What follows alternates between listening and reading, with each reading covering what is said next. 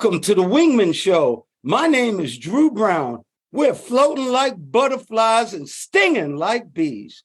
Rumble, you badass jet pilots, rumble. My name is Drew Brown. My wingman, my main man, the guy who watches my six, the guy who looks out for me all the time is Dr. Paul Thompson. Dr. Paul, what's up, my brother? Oh, not much. Just you and me. Good to see you today. It's a fine Saturday, crisp, clean air. Sun is coming up. I feel pretty good. Good. You know what today is? It's Saturday here. No, it's piano day. It's our piano show. That means you know we why? got, because it's got, I know why, because this is show number 88. That's right. 88 keys. Playing them 88s. Dr. Paul, I'm proud of you. Thank you so much for doing this. We're the bomb. I love it. All right, Dr. Paul, we got a bad wingman today, a Lance Corporal, a Marine. I love wingmen, don't you? Yes. This is a good. This is a good wingman to a lot of people, and a well-deserved recognition. That's right. And look behind me, Doc. You see what that is? Now, what is that? We're Navy pilots, right? But I'm going to put up a little Air Force stuff. This is an F-35, and what I like about it, if you see the writing above me, it says beast mode. So an F-35 is actually a stealth bomber. In other words, radar can't see it, and it can carry weapons inside. So in the stealth mode, the F-35 can actually infiltrate enemy territory that other fighters can't because of its stealth mode. And it can carry 5,700 pounds of internal ordnance. That means it's inside the jet. But guess what? Once air dominance is established, this bad boy converts to the beast mode, and it can carry up to 22,000 pounds of combined internal and external weapons to return to the battle to finish the fight. That's why I said, Bloods and Crips, y'all ain't bad. We're bad. Yeah, you take out the whole neighborhood. Yeah, it's I guess that's the Air Force version. Of course, the Navy Marine Corps have them too, but it's probably theirs are built for carrier operations. Right. Now, what's behind you talking about carriers? Yeah, that's called the E2 Hawkeye, E2C Hawkeye. There's a C model and a D model. And E2 is it's made by Northrop Grumman. It's basically an intelligence unit in the sky. It's an all-weather carrier-based command and control platform for the whole carrier strike group. And the strike group is a carrier and a bunch of ships that go with it, frigates and destroyers and maybe a submarine or two. Yeah. But it's got command and control of everything. Essentially, they can communicate with every element on the water, under the water, and on land. They can direct targets. They can do all kinds of things. It's a tremendous platform. And there's the E2C. It's been around since 1973. There's an E2D, which is more advanced, and that came out just in 2014. That big radar dish on top, I think it rotates. And sometimes they refer to the plane as a screw top. And also they call it the eye in the sky. Eye in the sky, because they can see everything. They can direct the airplanes. They can take airplanes over. I had one fly my airplane once 40 years ago on an experimental. I became a drone. And this was like 1982. It was really fascinating. Got me within like 100 yards of a target, and they were like 400 miles away from me. Incredible. Well, for all you frequent flyers, that's the guys and girls who listen to us all the time.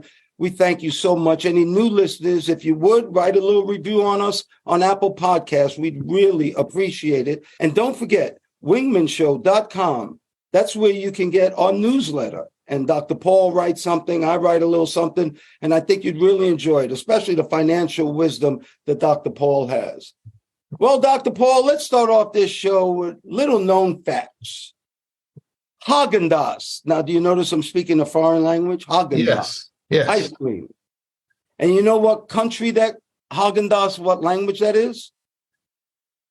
It's supposed the land of gibberish. It means nothing. Right. Can you believe that? We just found out that Haagen Dazs has no meaning. And it was a couple of New York people on Madison Avenue that came up with a fancy European word for ice cream. Right. That's an interesting thing because I always thought it meant something special.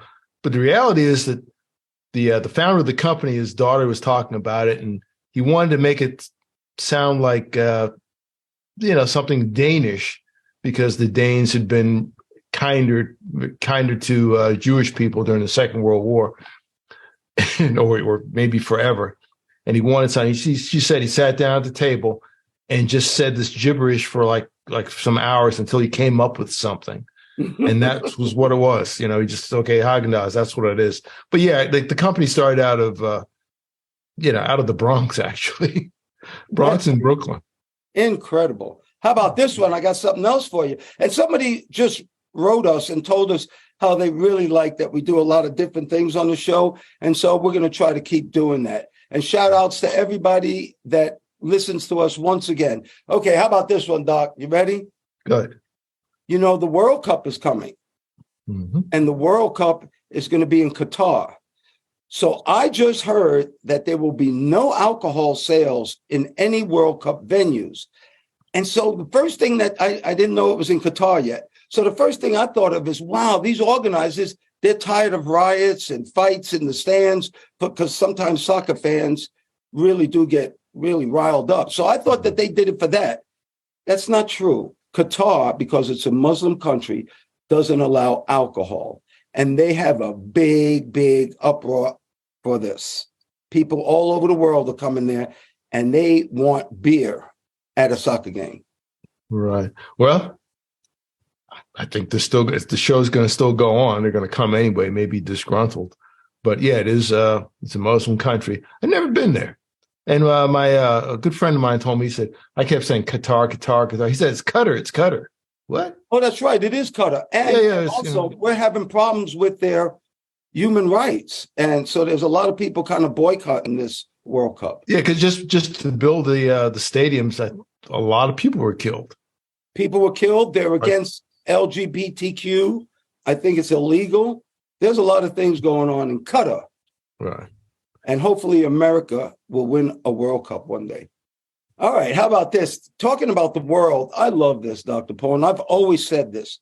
Minorities, They called me a minority when I was young or something. And I figured out real quick, I'm not a minority. Because of the color of my skin, I might be a minority in the city I live in, but not in the neighborhood I grew up in, not in the household I grew up in. I'm not a minority on the planet. And that's where I live. And talking about minorities, we're talking about a population explosion. We have just hit 8 billion. But my skin color is not a minority on this planet. I actually belong to a majority. But the population just hit 8 billion. And China has 1.4, India has 1.4, and Africa has 1.2. And you have some very interesting information for us about this population explosion. But people are still coming. Yeah, it's interesting that people are still coming, yet there's been reports out really for the last year or so, and another one that came out a couple of weeks ago about declining sperm counts in males worldwide. So they say. Probably related to environment, probably related to plastics, which can affect the endocrine system, I understand. Processed foods too, I bet. Yeah, all the same, because you can eat, there's plastics in food. They said there's plastics in the rain. Wow. No, it's in the water. Plastics in fish, and it's kind of a mess. But yeah, there are a lot of people that term minority, I don't use that word. I think it's kind of silly. Doesn't really apply to anything that I've been a part of. It's something that you're designated, but that's not. Who designates? Yeah, who designates? Not where I've been in the world. But yeah, there's a lot of folks coming. I think sub-Saharan Africa is estimated to have a population of 2 billion just by the middle of the century. What's the country there that's really exploding? Tanzania, Tanzania, I'd heard. Tanzania. Yeah, I mean their population is exploding like 3 or 4 times the rate of normal. Yeah, but again, you've got other challenges too with food and water. Water is going to become a more scarce resource on the planet. You may have wars over resources. And they also don't have any birth control there. No, and not that I know of.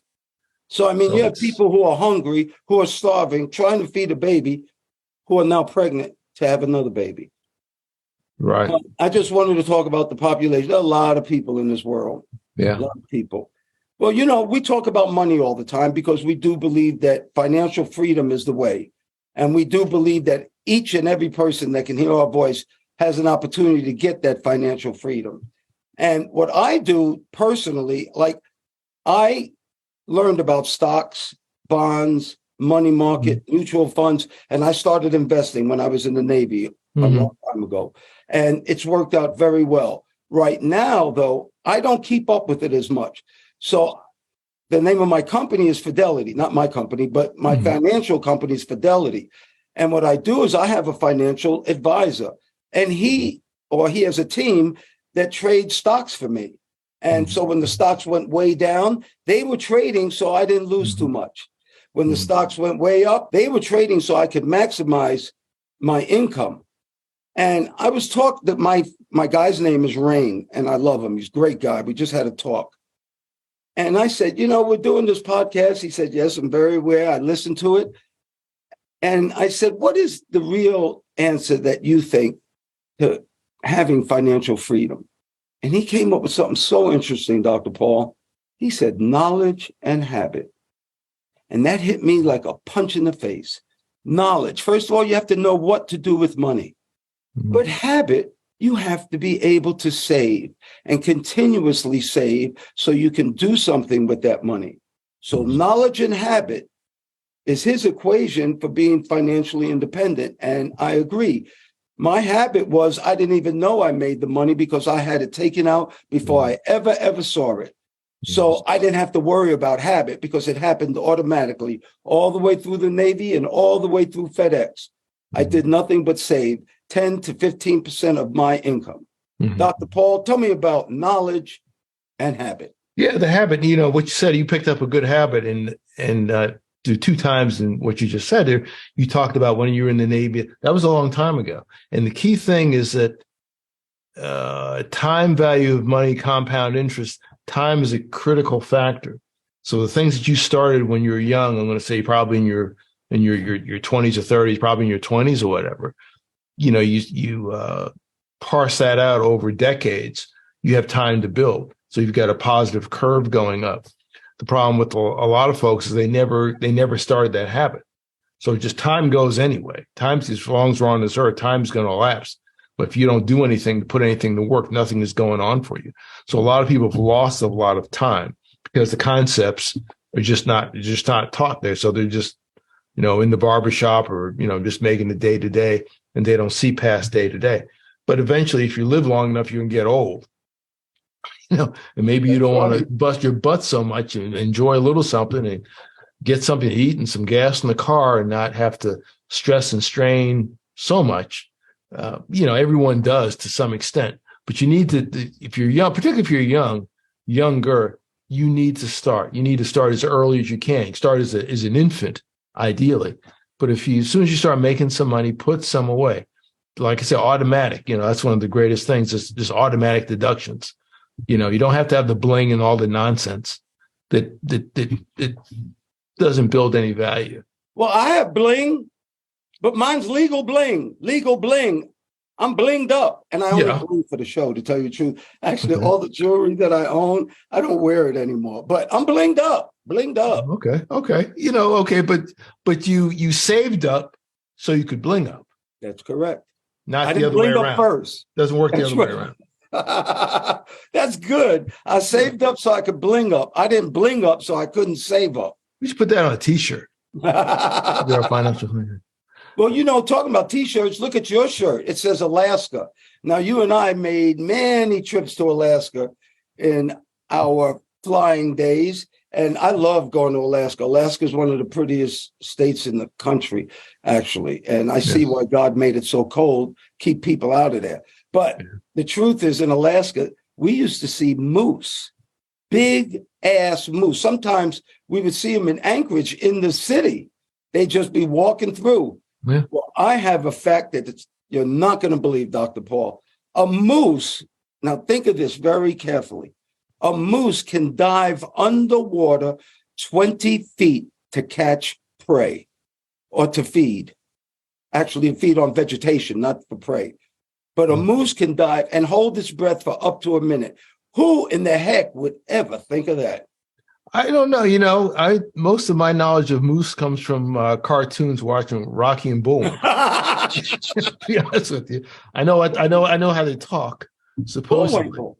yeah, Bullwinkle. I didn't know they could swim, and I know they could swim at all. But they eat plankton under the water. They're vegetarians, certainly. Yes, they are. But there's some big suckers. Basically, it's like Ooh. like a tank with the antlers. Cool. I mean, they can go like 1,600 pounds. But it's funny though, as big as they are, they can be prey to wolves. That's They can amazing. be brought down and killed by wolves that'll attack their legs and bring them down. And then they're But not wolf, wolves. wolves. A group, Plural, yeah. with a Yeah, plural. a group, yeah. That's right. A gang. They're gang. They get ganged on. That's true. Well, you know, I'm popping this morning, and we're on Magic Mind, our sponsor. This is our last week of Magic Mind right now, and I'd like to give an evaluation. My son, the spine surgeon, Dr. Drew Brown IV, is using it. A bunch of my family members actually have sent for it and started using it, and I will give you this evaluation. This stuff works. I don't know what else to say, Dr. Paul. And I hope that they continue to be our sponsor. This is actually our last broadcast in this first deal that we had. I hope they continue to be our sponsor. And if they don't, I still may want to buy some of this because I'm focused.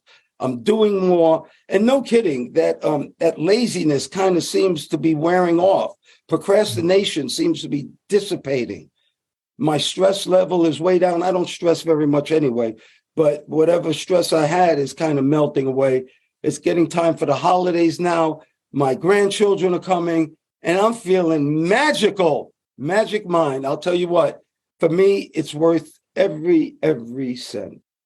To order Magic Mind, go to magicmind.co.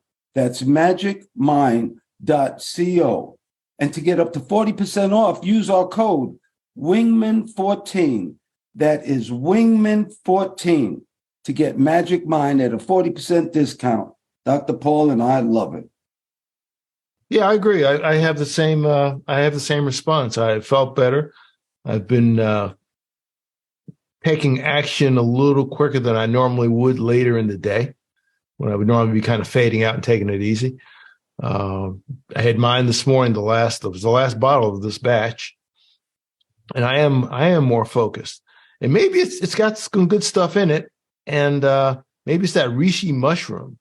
Reishi mushroom is a part of it, and is that the lion's mane? Or it's lion's mane. Yeah, lion's mane mushroom. I think so. Lion's mane mushroom. Yeah, lion's mane mushroom, and that's good for inflammation and mood enhancement. That's so funny you're saying that, because I'm going to show a picture for everybody who watches us on YouTube, and a lot of people do watch us on YouTube. I'm going to show a picture right now. There is a place that has one of these mushrooms that had to build a cage around it. They built the cage around it so people don't come and steal it, because they're saying it is magical substance. Yeah. Oh, tell them to buy some Magic Minds. A little bottle. It's easy to. They won't have to steal it. Yeah, exactly. Well, guess what? It is time for a Wingman PSA from the 11 Facts in Life. This is fact number 9. Develop self-discipline. Overcome your weaknesses. Perform continuous self-evaluation.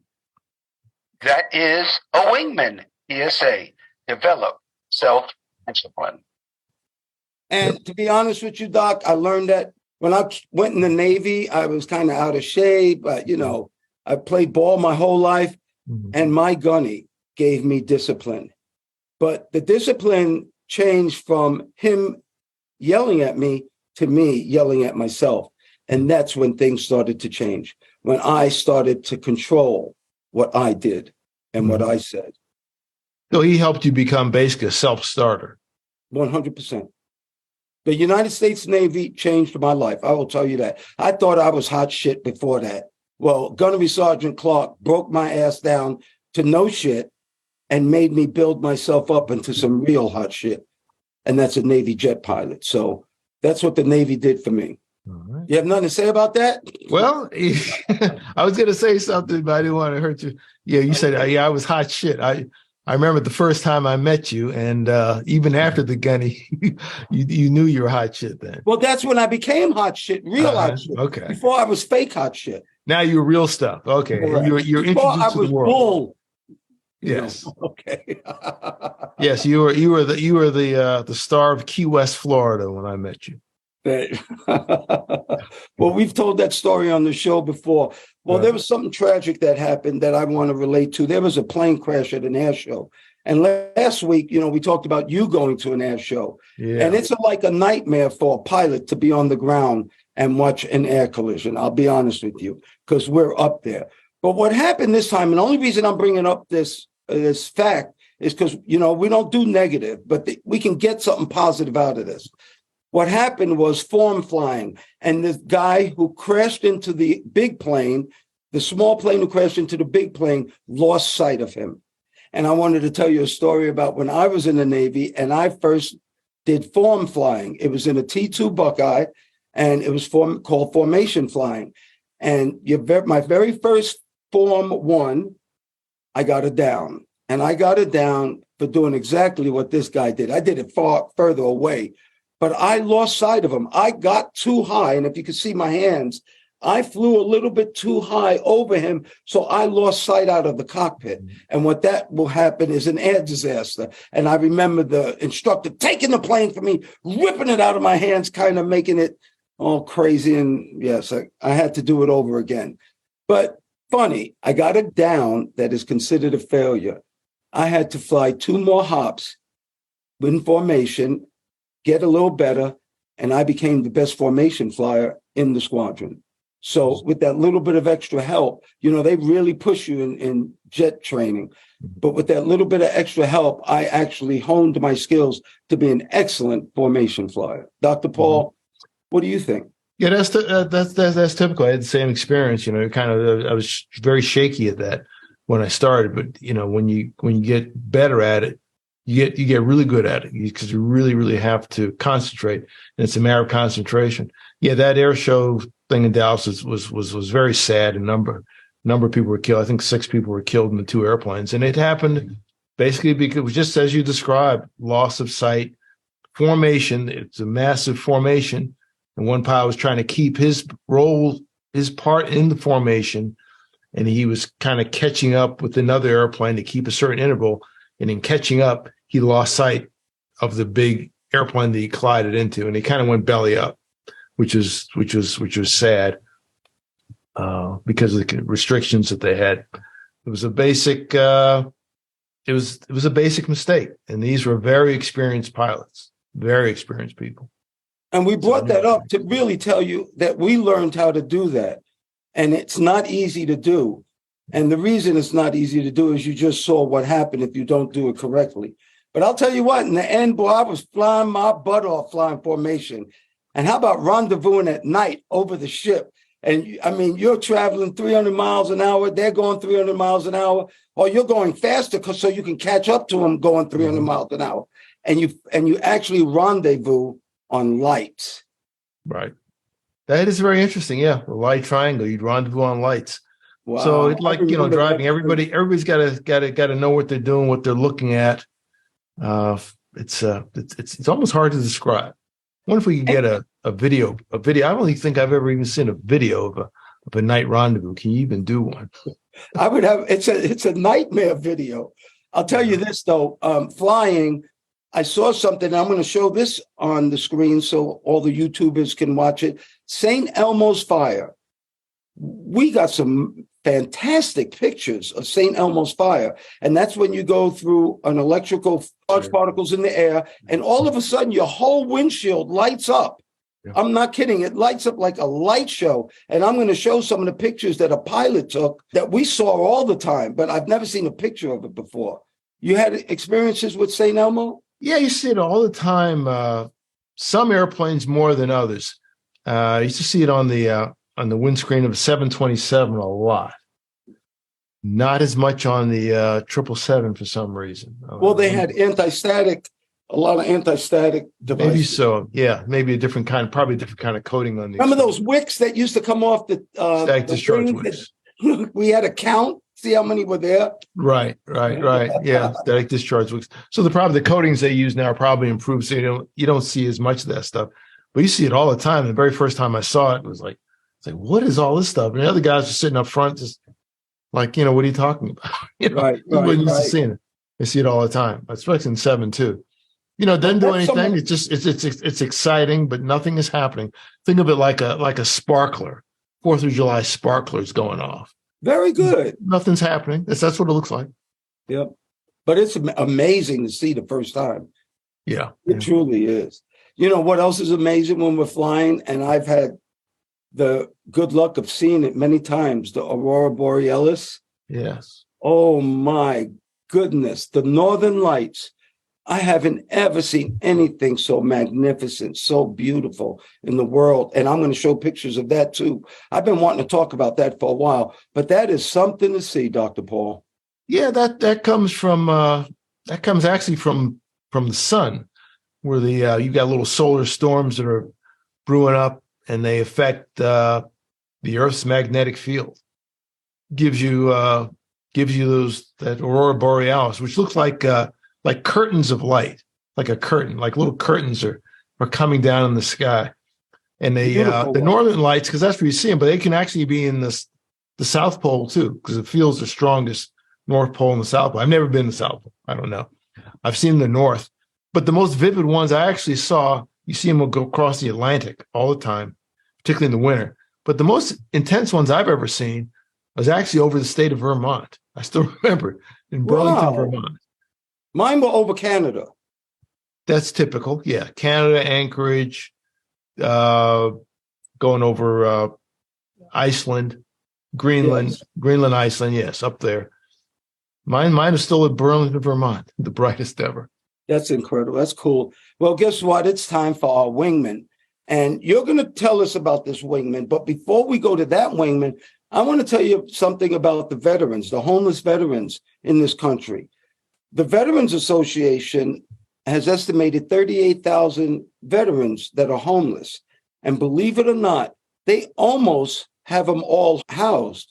According to what I've read, that 31,000 veterans got homes now, or a place to live.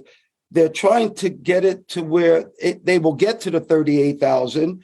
And that is really good news that homeless veterans are getting homes.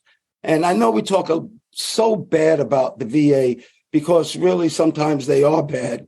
But this time, giving homeless veterans places to live is just incredible. And it kind of goes to what your Wingman did. So, Dr. Paul, give us your Wingman. Yeah, our Wingman this week is a man named Len Johnson. Len Johnson of Philadelphia, Pennsylvania. And Len has been a volunteer forever. He's actually been a 50-year volunteer to this organization called Disabled American Veterans. And on his own, he's a former Marine. Lance Corporal Marine. He was injured, wounded in Vietnam, has some physical disabilities. But from that time, he has been a volunteer for the DAV, assisting veterans and their families in children's orphanages for 50 years. Wow. He's been doing this out of an old, not a van, but an old SUV that's got hundreds of thousands of miles on it. And the people that work with him were so impressed by his dedication and what he's done, they gifted him a replacement van, a replacement vehicle. There's a very nice video on it. And you see him going, and he's got tears in his eyes. He's overcome. And it's a big presentation. They pull the curtain off this thing. It's like those Lexus commercials for Christmas, They pull the thing on. Well, this is real. This is a real thing that they gave him. And it's a beautiful vehicle. He's going to continue his mission to helping disabled veterans who have problems with the criminal system, criminal justice system. He's in the jails. He's in orphanages. He's in homes with veterans and with children. And he said he's going to keep doing that until he can't do it anymore.